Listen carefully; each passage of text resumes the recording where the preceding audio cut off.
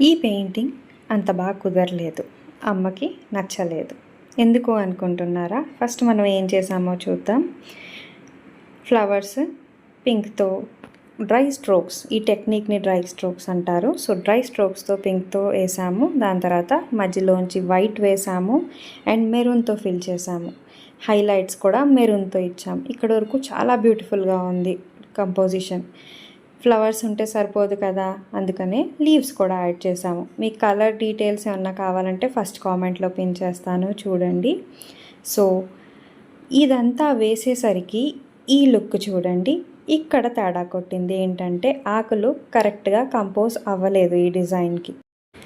అందుకనే ఎంత ట్రై చేసినా సరే మనం రికవర్ చేయలేకపోయాం. బై ద వే, మీకు ఈ పెయింటింగ్లో ఏం నచ్చింది, ఏం నచ్చలేదో మా కింద కామెంట్స్లో చెప్పండి. బాయ్.